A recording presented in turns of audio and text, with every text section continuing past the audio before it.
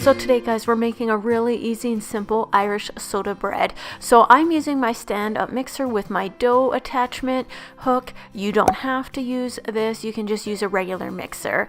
And then you're going to add 4 cups of all-purpose flour to your bowl, and then also to that you're going to add 4 tablespoons of sugar, 1 teaspoonful of baking soda, a tablespoon of baking powder, and a half a teaspoon of salt. So you're going to just throw that all together in the bowl, and then you're just going to put it on low so that all the dry ingredients, they don't fly all over the place, and just mix that together.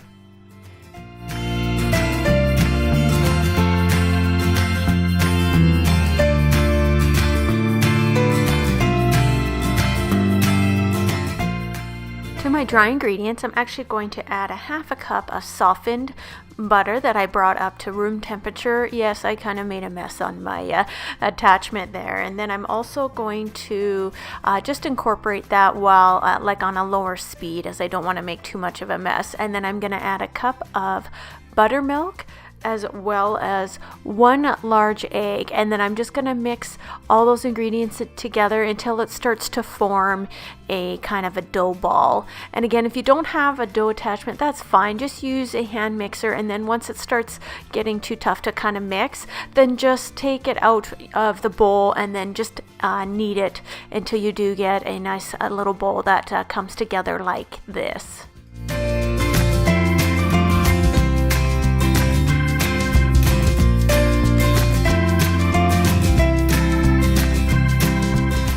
My dough has come together. I'm going to lightly flour my surface here, and I'm just going to turn the dough out. As you can see, it's a little crumbly, which is fine, and then you're just going to knead it ever so lightly. You don't need to do this a lot. You just want to kind of try and incorporate some of the extra crumbs that didn't mix in when you were initially doing that, and then you actually want to form it into a round ball.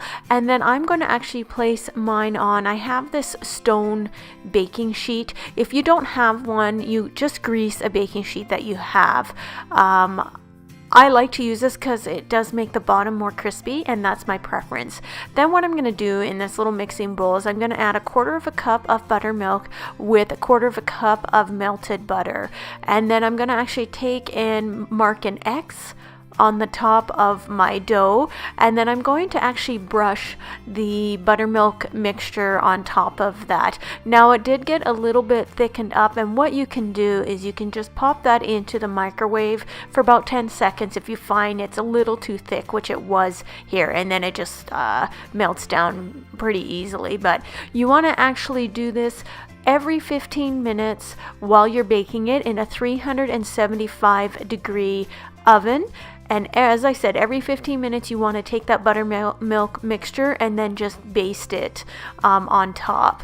And it will roughly take 45 minutes to an hour. And as you can see here, I just put my buttermilk mixture in for about 10 seconds in the microwave, and it's nice and liquidy. So I just want to show you, after 15 minutes you can tell the dough is starting to puff out and starting to bake, and I'm just going to baste that mixture on top.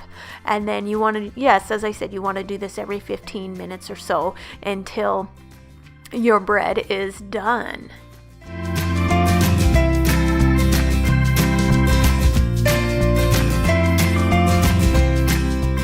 After 45 minutes, I inserted a toothpick, and I thought the actual bread was done. It came out clean, and when I actually went to cut the bread, you'll see that it actually wasn't cooked enough. So be sure that when you might want to take your toothpick and insert it in a few spots in the top of your bread, just to make sure that it is done. I initially, when I did put my toothpick in at the center, it came out clean, so it wasn't done, and you will see in a moment when I cut it open that it definitely was a bit raw.